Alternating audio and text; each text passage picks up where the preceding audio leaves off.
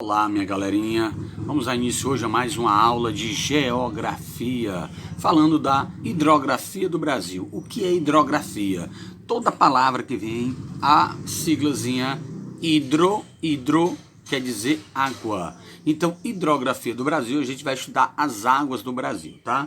Quando eu falo de hidro, né, a gente pode falar do hidrômetro, que é aquele aparelhozinho que tem na sua casa que mede a quantidade de água. Hidroelétrica, né, que é a energia que vem provinda de líquido, né, no caso da água, né, e aí várias outras coisas com a palavra hidro, você bote bem na sua cabeça aí para decorar, hein? Hidro quer dizer, significa algo relacionado a água, líquido, tá bom? Então vamos lá. O Brasil possui uma grande quantidade de rios em seu território, muitas mesmo, de maneira irregular, claro, né, umas regiões com mais rios, outra com menos rios, mas isso faz parte da natureza, da natureza viva, né? Do clima, dessa parte de terrenos, de relevo que a gente tinha acabado de estudar. Tudo isso proporciona, né, esses diferentes tipos de rios. Esses rios são diferentes por vários aspectos, como largura, profundidade, extensão e volume de água.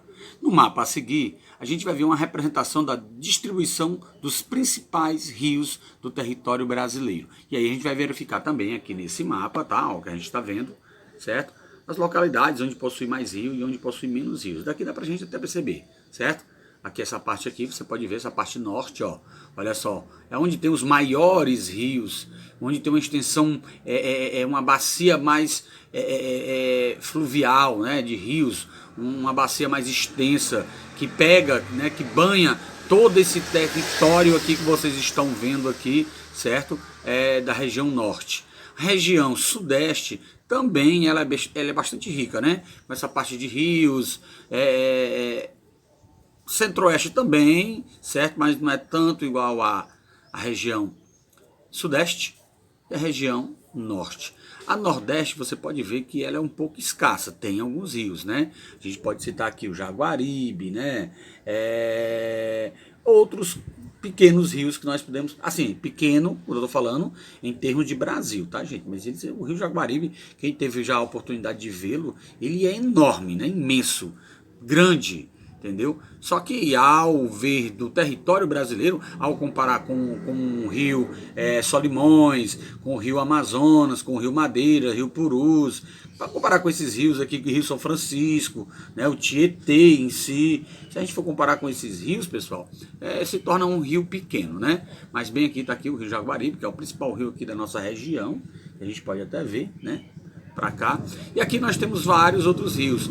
Toda essa gama de linhas azuis que estão espalhadas pelo Brasil são rios. E aqui podemos ver que as linhas mais grossas, elas vão representar, essas linhas azuis mais grossas, os rios perenes, né? Aí o que são rios perenes? Vamos estudar já já, tá? Rios bastante importantes, eles são bastante importantes, né, para o fluxo fluvial de água no território, o abastecimento também. E os rios temporários, que também vamos conhecer daqui a pouco, com as linhas mais finas, tá bom? Vamos comigo. Os rios e as formas de relevo. O que é que tem a ver rios com relevo, relevo com rios? É isso que a gente vai estudar agora também. Tudo a ver, tá, gente? Tudo a ver. De acordo com o relevo, por onde passam os rios, eles podem ser classificados em rios de planalto, rios de planície. Rios de planalto são rios feitos naqueles lugares de relevo mais alto. Rio de planície, né? Rios que correm em lugares mais planos. Vamos estudar e vamos ver cada um deles aqui, tá bom? Os rios de planalto percorrem terrenos irregulares, ou seja, altos, baixos, medianos, etc.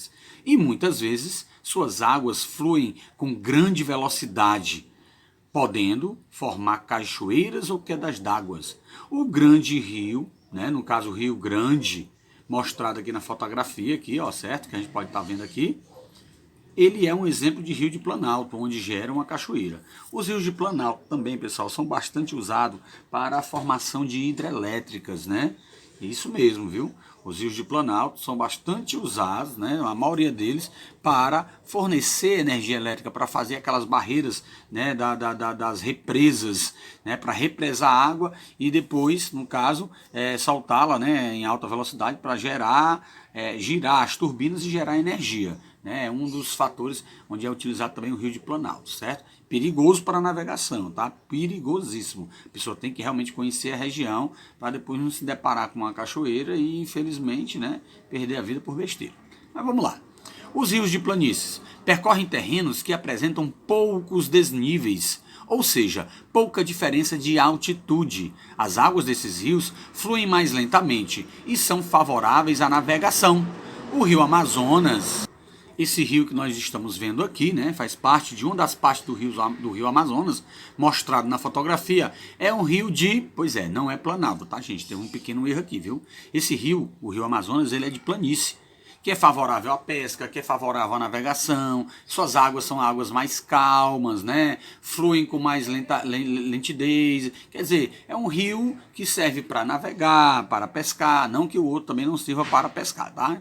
Mas na navegação é perigoso. Mas é um rio que você navega tranquilamente com suas águas, né? Não tem muito fluido, não tem muita velocidade. Os barcos, a maioria deles são a motor, certo? Ou então canoas, né? Que vocês usam os remos, que nós usamos os remos, certo? E assim é que se mostra um rio de planície, não de planalto, tá bom, gente? Só uma correção aqui no livro, aqui, tá? Mas aí na explicação já estou corrigindo para vocês. Bem, conhecemos os rios de Planalto e conhecemos também os rios de planícies e vimos para que serve cada um deles, né? As suas utilizações, né, para o ser humano, né? Agora vamos conhecer os rios perenes e rios temporários. O volume de água de um rio pode variar dependendo da sua localização e da sua nascente, e claro, também do clima da região por onde ele passa. Desse modo, os rios podem ser classificados em perenes e rios temporários. Mas afinal, o que são rios perenes e rios temporários? Vamos descobrir agora. Rios perenes e rios temporários. A quantidade de água nos rios perenes passa por alterações ao longo do ano, claro, né? Não tem um rio que não passe. Porém, elas não secam totalmente, ou seja, um rio perene quer dizer algo que não acaba, algo que não seca. É um rio que a vida dele é bastante longa, ele não seca totalmente, né? Sempre vai ter água em seus leitos. Pode diminuir o volume? Sim, mas sempre haverá água. Já nos períodos de seca, como eu estou falando para vocês, o nível, né, dessas águas diminui. Os rios perenes predominam o território brasileiro. Graças a Deus, que bom, né? Que a maioria dos rios perenes predomina o território brasileiro. É sinal que água teremos e será difícil a sua escassez, né? Mas não em todo o território. Como eu tinha falado, os rios perenes predominam boa parte do território brasileiro. O Rio São Francisco, mostrado aqui nessa imagem, olha só. O Rio São Francisco é um exemplo de rios perenes aqui do Brasil, né? Muitas águas, né? Um rio bastante extenso.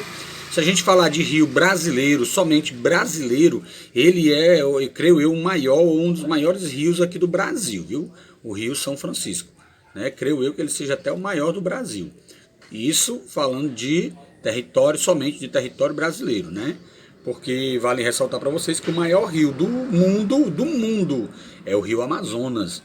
Mas o Rio Amazonas ele não nasce no Brasil, ele não é totalmente só do Brasil. Tem uma grande extensão de água e de terra no Brasil, sim. Passa cortando boa parte do Brasil também. Mas ele nasce lá na Cordilheira dos Andes, no Peru, certo? E vem cortando toda aquela região ali, todo aquele país e penetra no Brasil e passa por todo o território brasileiro, o Rio Amazonas. Por isso é considerado o maior do mundo. Mas, no caso dos maiores do Brasil, só brasileiro mesmo, creio eu que seja o Rio São Francisco, tá? Com suas águas. É tanta água que agora a gente pode até inaugurar, né? Aliás, comemorar, não é inaugurar, comemorar a transposição das águas do Rio São Francisco, que passou por Bahia não, passou também, claro, por lá, mas abastecendo mais de água ainda Pernambuco, Ceará, claro, né, e Paraíba. Entendeu? Muitos estados da região Nordeste foram beneficiados com as águas do Rio São Francisco. Agora vamos falar um pouco de rio perene. Rio perene. Pois é, essa foi a importância do rio perene, certo? Que é aqueles rios que não secam totalmente suas águas. Em período de estiagem, ou seja, de falta de chuva, falta d'água, ele diminui seu volume, mas não seca. Já os rios temporários, que a gente está vendo agora aqui, tá? São os rios que, infelizmente, no período de chuva, né, eles têm águas e no período de seca prolongada eles secam totalmente, tá, pessoal? Num período mais seco do ano, em que a ocorrência de chuva é pouca ou nenhuma, os rios temporários chegam a secar totalmente, virando apenas uma lama ou terreno de terra rachada. Os rios temporários estão presentes principalmente na região nordeste, principalmente. Por isso aquela escassez de água aqui na região, como eu falei para vocês, e como eu mostrei no mapa também a quantidade de rios que tem aqui na região, que são pouquíssimas. Além de ser poucas, muitos deles são rios temporários, né? Infelizmente. Em áreas com períodos prolongados de pouca chuva ou de seca, aí é que eles realmente somem do mapa, né? No rio das pedras mostrado na fotografia, ele é considerado aqui, ó, um rio temporário, né? Só para vocês terem ideia, eu acho que quem já viajou aqui pelo interior do Brasil, não do Brasil, mas do Ceará, quem já viajou, às vezes você passa e vê uma placa, né? Ponte sobre o rio fulano de tal, ponte sobre o rio Cicrano, né? Sempre você vê essa placa. E é engraçado que quando a gente vai passando por cima da ponte, a gente olha para um lado, olha para o outro, a gente não vê água, a gente não vê nada. Né? Ou seja, ali antigamente era um rio, fizeram uma ponte para a travessia desse rio. Esse rio que, claro, secou e nunca mais teve seus volumes de água normal. Alguns a gente raramente a gente vê, mas a maioria seco, né? Por quê? Porque são rios temporários. A importância dos rios. Os rios brasileiros são aproveitados para diversas finalidades, como irrigação de lavouras, geração de energia elétrica, como eu falei para vocês, principalmente nos rios de Planalto, fornecimento de água e alimento para as populações e serve também de vias de transporte, principalmente na região norte, que um dos transportes principais que eles utilizam lá é o barco. Observe, lá os rios é como se fossem as estradas aqui, uma boa parte deles é como se fossem as estradas, né? Eles utilizam muito o rio para o fluxo, para transporte de mercadorias, de pessoas, de várias coisas. Para várias coisas eles utilizam o rio lá, né? Observe o gráfico a seguir que mostra o principal uso das águas dos rios no nosso país. E você? Você utiliza a água para quais atividades diárias? Né? Vamos pensar um pouco e dar um exemplo e pensar, refletir, né? E outra, vamos refletir também o consumo de água, tá, gente? Que a gente tem diariamente na nossa casa. A gente tem que fazer um consumo de água inteligente, porque a água da gente, principalmente aqui no Nordeste, a gente sabe que não é muito provindo, né, de grandes chuvas, de enchentes, de rios temporários, aliás, perenes, né? A maioria dos nossos rios são temporários. Então, existe muita escassez de água aqui. Enquanto às vezes a gente tem água na nossa torneira que está pingando e a gente não percebe, ou gasta água aleatoriamente, tem outras pessoas nos interiores por aí sofrendo com a falta d'água, sem ter às vezes água até para beber, tá bom, gente? Então vamos ter que fazer esse uso de água consciente, viu? Brasil, principais usos dos rios, isso em 2006, tá? A gente vai olhar aqui, né? 75%, pessoal. Vamos aproximar aqui para vocês. 75% da água, ou da nossa água, é utilizada principalmente no uso da agricultura e da irrigação. Muita água para agricultura e irrigação, né, gente? Muita. Vamos lá. 6%, né, é usado na parte, né, das indústrias, no resfriamento de máquina, processamento de alimentos e outros materiais. 9% é utilizado na pecuária, na criação de animais, como nós estamos vendo aqui em amarelo. E 10%, certo? É usado principalmente nos usos domésticos, como para beber e hábitos de higiene da gente, né? Lavar roupa, lavar louça, tomar banho e etc, né? Aí a gente está vendo a quantidade de água que nós gastamos em porcentagem, claro, isso é uma média, mas é uma média bastante efetiva, certo? Né?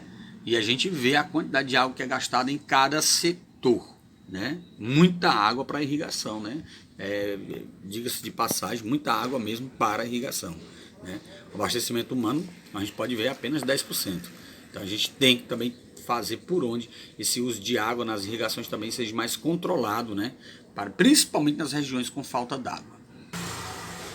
Os rios e a produção de energia. A gente já havia comentado sobre isso, né? Mas vamos falar mais um pouco agora, aprofundar nossos conhecimentos. A maior parte da energia que abastece as residências, os estabelecimentos comerciais e as indústrias de nosso país é proveniente das águas das usinas hidrelétricas construídas ao leito dos rios brasileiros. Olha bem, a maior parte da energia gasta na residência, nos comércios, nas indústrias, ela é proveniente da água. Está havendo agora uma aversão, tá, gente? Aqui no Nordeste, principalmente, nas regiões litorâneas, né, a gente está tendo uma aversão de grande produtividade de energia eólica. Energia através daqueles gigantescos cataventos, né, que o vento movimenta aqueles cataventos, gerando energia para a população local. E também, não só para a população local, ela também é vendida, né, para fora, viu? E também outro fator que é bastante utilizado hoje em dia para a gente, né, a gente está vendo assim com facilidade, é a energia solar. Né, devido ao sol escaldante que nós temos, pouca chuva, então a energia solar está sendo também bastante utilizada em, às vezes, empresas, shoppings, pequenos comércios, né, eles utilizam aquelas plataformas, aquelas placas solares em cima, certo? Para gerar energia e ter desconto no seu consumo, né? Mas vamos lá falando da energia elétrica, né? Da hidrelétrica, que é construídas, né, no leito dos rios, só indica de passagem, né, rios de Planalto, tá bom?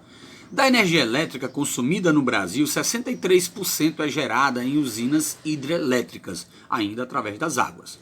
Grande potencial do país para a geração de energia desse tipo é resultante da abundância de rios caudalosos, né, no território e do fato de um número significativo deles percorrerem relevos de planaltos, pois os rios esses desníveis dos rios, né, nos terrenos, promovem o deslocamento das águas com maior rapidez e força. Aquilo que eu falei para vocês, né, geralmente é feita as represas, né, como a gente vai observar aqui, olha só, geralmente é feita as represas aqui, ó, certo, em desníveis de rios. Né? Essas represas, né, feitas nos desníveis de rio, geralmente é nesses desníveis, elas servem para quê? Elas servem para a produção de energia elétrica. Quando ele abre essas comportas que vocês estão observando aí, ó, quando ele abre essas comportas, a água desce em alta velocidade, fazendo girar as turbinas e gerar energia, certo? Que vai passando por essas redes de distribuição que vocês estão vendo bem por aqui, ó. Certo? Vai passando para eles e aí vai abastecendo de energia, né, boa parte do nosso território brasileiro, tá bom? Mas vamos lá continuar a nossa aula, a nossa explicação, tá bom? Entre as usinas hidrelétricas brasileiras de grande importância está a de Itaipu. A de Itaipu, pessoal, para vocês terem uma ideia, ela já foi a maior hidrelétrica do mundo. Já foi a maior hidrelétrica do mundo. Hoje já existe outra, né? Eu não sei se é na China, creio que seja na China. Mas Itaipu já foi a maior do mundo, né? De grande proporção, de proporção e de grande importância na produção de energia elétrica. A hidrelétrica de Itaipu, a maior usina hidrelétrica do mundo em produção de energia até hoje, né, de produção de energia, mas de tamanho ela já perdeu, né, para uma que tem lá, eu acho que é na China. Veja, agora vamos ver a parte da usina hidrelétrica de Itaipu na fotografia em 2018 a seguir. Olha só, daqui ela, que a gente tinha mostrado antes, a hidrelétrica de Itaipu. Instalada no Rio Paraná, próxima à cidade do Foz do Iguaçu, na divisa com o Paraguai, a usina hidrelétrica de Itaipu gera em torno, gente, de 15% de toda a energia produzida no Brasil e 90% da energia consumida no Paraguai. Ou seja, é uma hidrelétrica que abastece de energia não só o Brasil, mas também quase todo o Paraguai, para você ver a importância da energia dessa hidrelétrica, viu? Hidrelétrica de Itaipu, uma das maiores do mundo e em termos de produção de energia, a maior do mundo. E é com essa imagem de Itaipu, né, uma das maiores hidrelétricas do mundo, que a gente vai se despedindo da aula de hoje, tá? Certo? Vejam o vídeo, reflitam, estude e olha o que o tio falou sobre o consumo de água consciente, tá? Principalmente aqui na nossa região, pessoal. A gente precisa trabalhar em cima disso. A gente precisa ter consciência dos nossos gastos de água, principalmente por causa da nossa escassez, da falta de chuva, tá bom? Um abraço a todos, até a próxima aula.